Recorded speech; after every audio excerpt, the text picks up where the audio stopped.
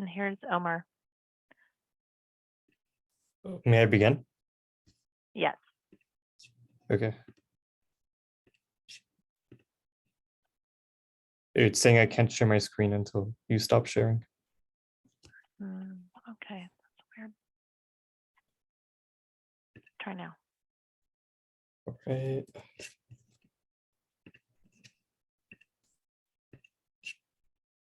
Oh, it's still saying I can't share.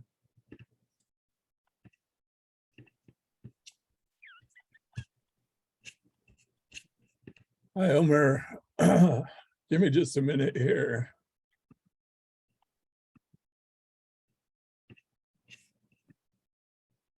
Okay, you're clear. All right. Good afternoon, everyone. My name is Omer Usmani. I am the security analyst at the California Community College's Technology Center, and many of you in attendance may have already interacted with me. So today I am going to provide you with a brief overview on the current trends in ransomware. So this will be more of an update to the previous presentations we performed on ransomware with Omer. All right, so to begin with, I am going to go over a broad definition of ransomware.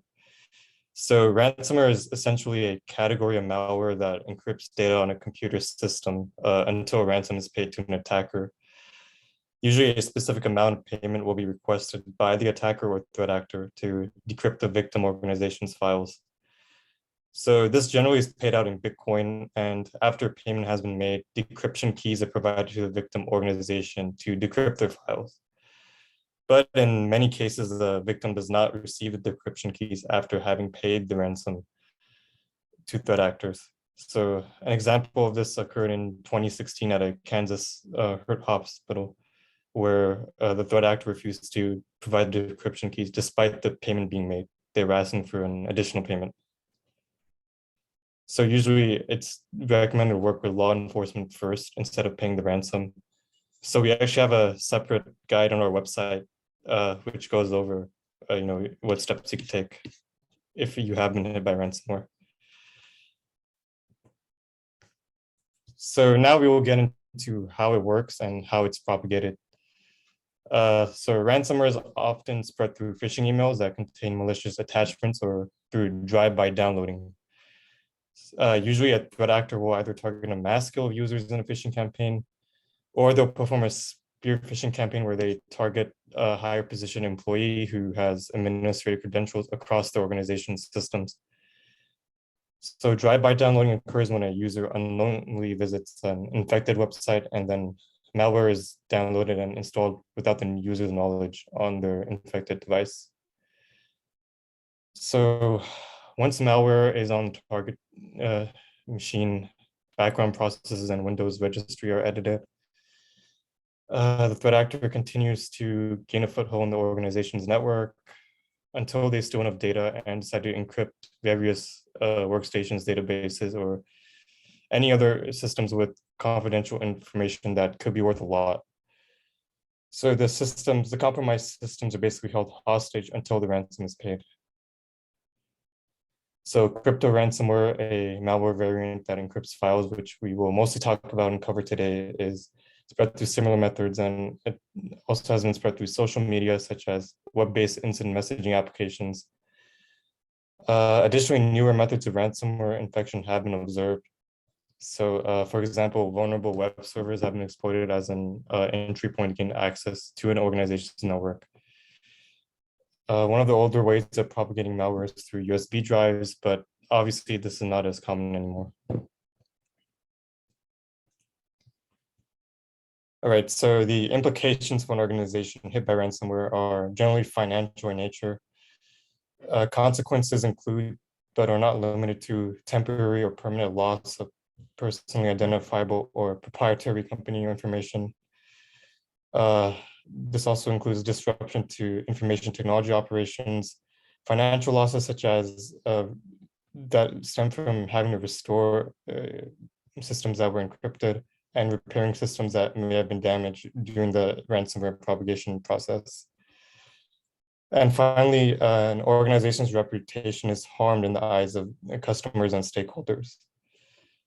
So paying the ransom does not guarantee the encrypted files will be released. It only guarantees that the malicious actors receive victims' money, as I talked about earlier with that Kansas hospital case. So in addition, decrypting files does not mean the malware infection itself hasn't been removed. So oftentimes an organization will have to call an incident response team, and they would have to step in and provide the best guidelines and the best approach to cleaning up the organization's infrastructure. So general signs that you've been infected, which we usually call indicators of compromise, or IOCs for short. Those include your web browser or desktop being locked with a message about how to pay to unlock your system, and or file or directories contain a ransom note, and that's usually a .txt file. And then with the example here, all your files will have a new file extension appended to the file names, and they'll commonly look like the example shown here. So you can see, these are usually not common Windows file extensions.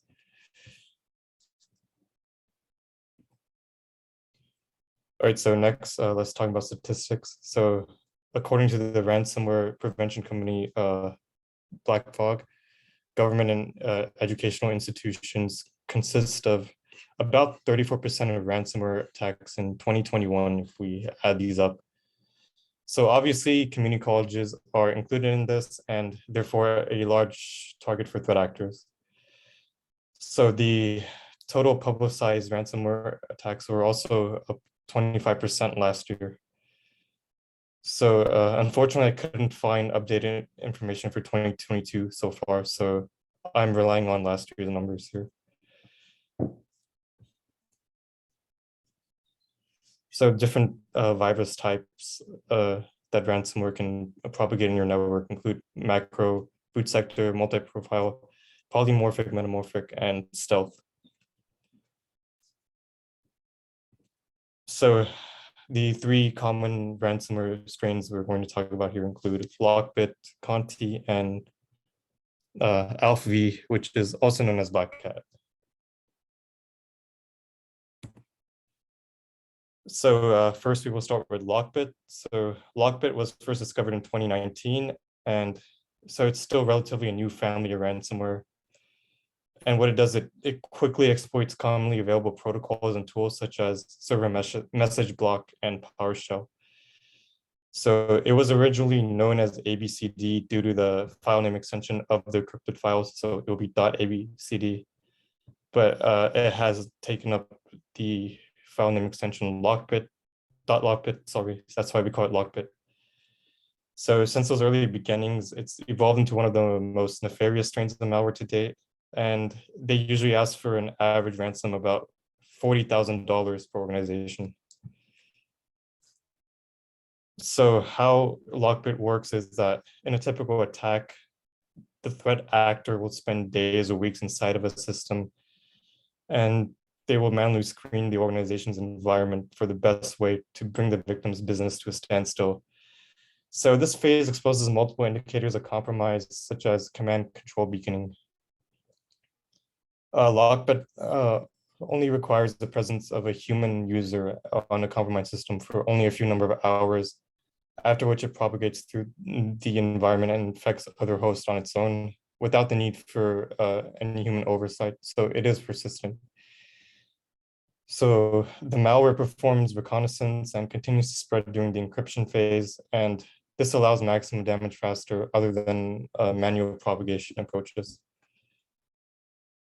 So for the initial compromise, the attack is commenced when a cyber criminal gains access to a single privileged credential, either through a brute force attack or on some externally facing device that's open to the internet, or with a phishing email, or through RDP open to the internet. So with the use of a compromised credential, system is compromised in the organization, and it's able to spread and encrypt files within hours of the initial infection. So in some cases, threat actors that use LockBit may work together with other initial access broker groups. So these are groups that identify where an organization has the external entry point to their environment and how they could map out the best approach to deploy the ransomware. So after execution, LockBit looks for local subnets in an attempt to spread laterally and use a worm-like functionality. So to propagate within the infected network, the malware carries out tasks such as reconnaissance and spreads further during the encryption process subsequently. And what it does is allows for faster and maximum damage. So it compromises security tools within Windows. So it basically gains access to your organization's domain controllers, and it creates and distributes new group called policies to every device on the network. And what those policies do is disable Windows Defender and disable other forms of security so that LockBit could continue to propagate and run ransomware binaries on every Windows system you have connected to your network until it finally encrypts all your devices. So for the encryption itself, it uses a hybrid AES and RSA algorithm.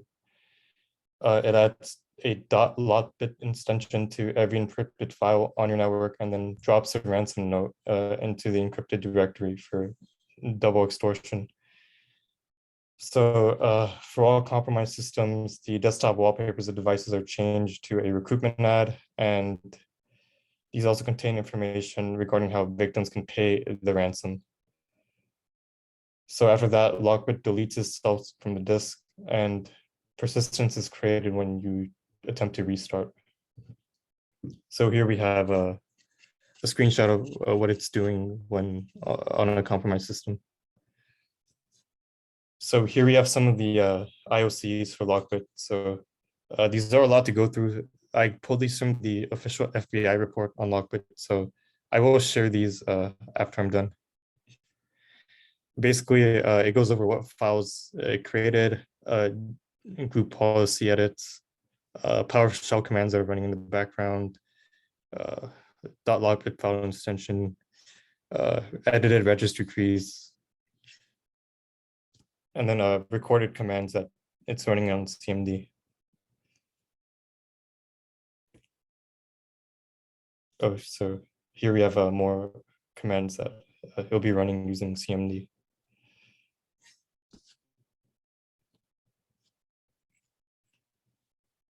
All right, so next we have Conti. So Conti is a ransomware that uses the double extortion model to force the victims to pay the ransom.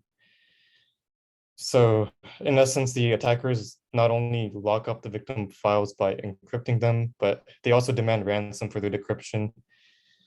And on top of that, they will also steal files and threaten to publish them on a website or otherwise leak them if the initial ransom request is not met. So Conti is also a threat actor group, and they're known to operate ransomware as a service, also called RAAS. And what that basically means is that there are a group of developers who have developed the ransomware and they distribute it to different affiliated groups that they can recruit. And these affiliates will use it once they're able to gain a foothold into an organization's network.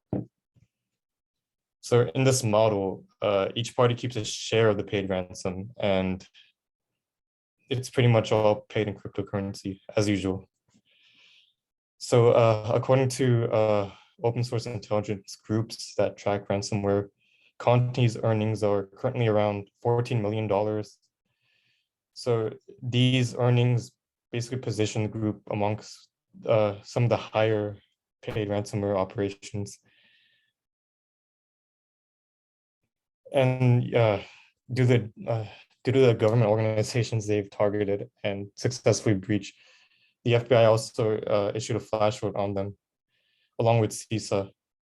So I'll also share that with you after this presentation. So what they found was that more than a third of Conti's earnings have been using other sub-threat actor groups. So far, there have been over 450 organizations that have been breached with Conti.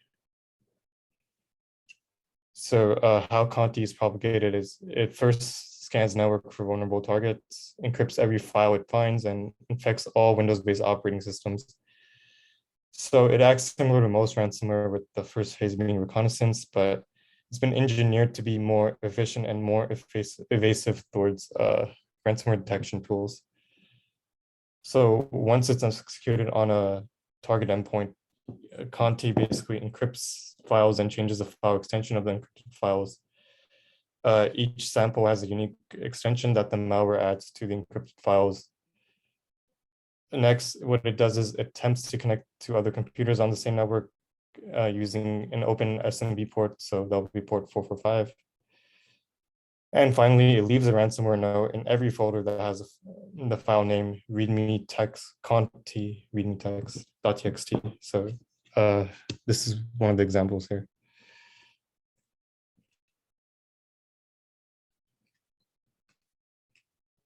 So usually the initial foothold is through a email phishing campaign that contains malicious attachments. So there'll be macro enable Microsoft Word documents or a password protected zip file, which installs a first stage malware. So it will usually use something like Cobalt Strike for a command and control, and then deploy another strain of malware called Bazaar Loader onto every system it's able to access. So Conti code, the actual source code itself is sophisticated, and in it, they have many obfuscation techniques that are designed to evade common security techniques and security teams, which also includes a multi-threading technique that's used to encrypt all files very quickly. So this basically enables maximum damage before it can be identified and stopped by endpoint security products. Conti uses 32 concurrent CPU threads to fasten the encryption process. So it makes it much more efficient than most ransomware. So the ransomware also uses common anti-analysis techniques, which are runtime API loading and obfuscating specific API calls by using hash values. It also uses API and hooking mechanism built inside of it to disable EDR-based API hooks. So Conti's developers have also hard-coded the RSA public key into a data section of the PE file, which the ransomware uses to perform its encryption. So what that basically means is that it can encrypt every file, even if the malware is unable to reach its command and control servers. So the Conti ransomware immediately moves laterally within a network. It does this by attempting to connect to other computers on the same network. Again, subnet using SMB port 445. And if it finds any shared folders it can access, it's going to try to encrypt files on remote machines as well. So here you can see the ransom note for Conti. Basically tells you where to go, how you can get your data back.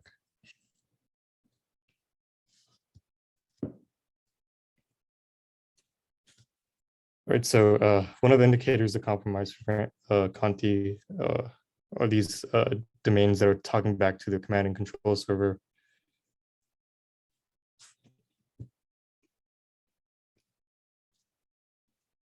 All right, next we have Alpha V, also known as Black Cat. So basically, it's another ransomware as a service operation, and it's written in Rust instead of C++, which is usually used for ransomware. And basically, what this allows it to do is support execution on multiple operating systems, including Windows, Linux, including Debian, Ubuntu, Ready NAS for network access storage systems, also Synology network access storage systems, VMware, and that's what we know so far. So this one is commonly marketed on cybercrime forums on the dark web, and instead of Alfie, it is usually referred to as Black Cat due to the kind of a black cat appearing on its leak site. So it's been observed deployed in a ransomware attack since November 18, 2021. So this one is pretty recent. So many suggest that Black Cat could be the first in the wild ransomware threat using Rust. So a proof of concept was actually published on GitHub in 2020 for this, and like what's notable is that other modern languages appear to be growing, like Golang and NIM. among cyber threat actors. So what this basically enables the threat actors here to do is create a sort of cross-platform and both high-performance threat. So a lot of threat actors are taking examples from Black Hat and they're rewriting their code in Rust, Golang, or NIM. And this also helps to avoid detection by common security and EDR tools, since they're usually not updated to detect newer languages.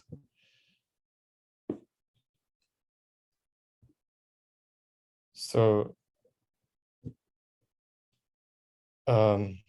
most specifically, Alpha V uses Zero Eyes version 1.4.3, which was not released until November 4, 2021.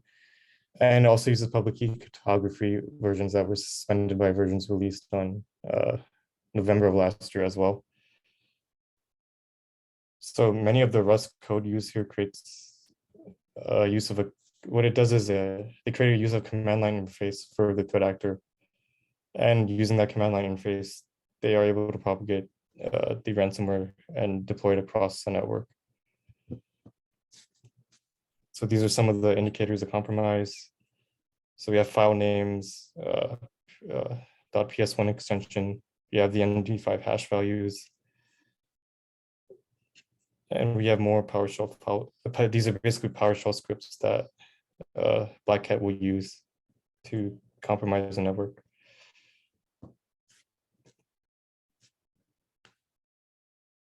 All right, so we have prevention practices that I copied from the FBI. So the first one is use strong unique passwords. Basically, you want to require all accounts that use password logins, for example, a service account, admin accounts, domain control accounts, to have strong, complex and unique passwords across the organization. So basically, passwords should not be reused across multiple accounts or stored on a system where an adversary may be able to gain hold of it. Next, we have require multi-factor authentication for all services to the extent that it's possible, particularly for webmail, virtual private networks, and accounts that have access to any critical systems. After that, we have patch known vulnerabilities. So basically, you want to keep all operating systems and software up to date. You also want to prioritize patching known exploited vulnerabilities that have a high CVE rating or critical CVE. So time patching is usually one of the most efficient and cost-effective steps an organization can take to minimize your cybersecurity threat. And we do offer a Tenable SC scanning service through the tech center. So if you're not already using that, we definitely recommend you do so.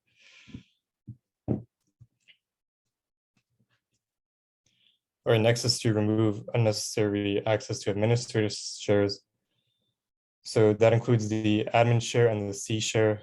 So if the admin share and C share are deemed operationally unnecessary, then what you should do is restrict privileges to only necessary service or user accounts and perform continuous monitoring for anomalous activity. Next, we have use host-based firewall rules. So basically, you only want to allow connection to administrative shares via a server message block from a limited set of administrator machines.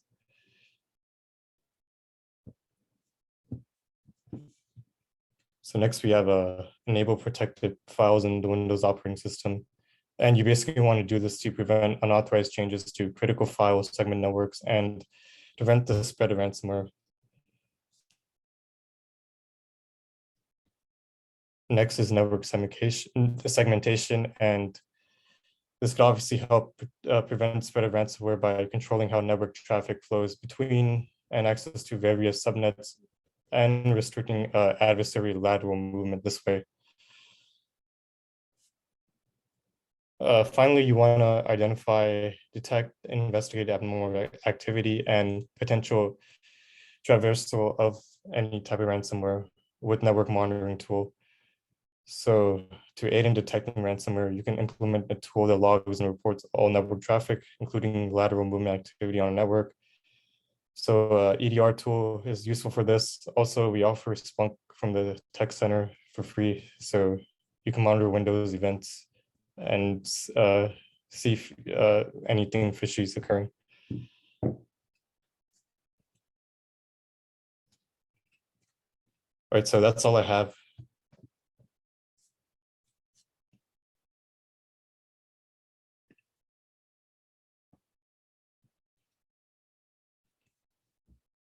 If All right. there's any questions, oh, there you are. Go ahead. Yeah, so if there any questions, it does seem like there aren't. If so, please feel free to, can you copy the link of the services, Cindy, for everyone? It's right here. Yep, it's right here. Yeah. Can you see it? All right, cool. Other than that, we don't have any more talk scheduled for the rest of the day. Thank you for joining, everyone. I appreciate everybody's time and greatly appreciate it. I hope you find things to be useful. If you have any suggestions, thoughts, please feel free to email us, and we will resume from there. Thank you very much. Have a good day.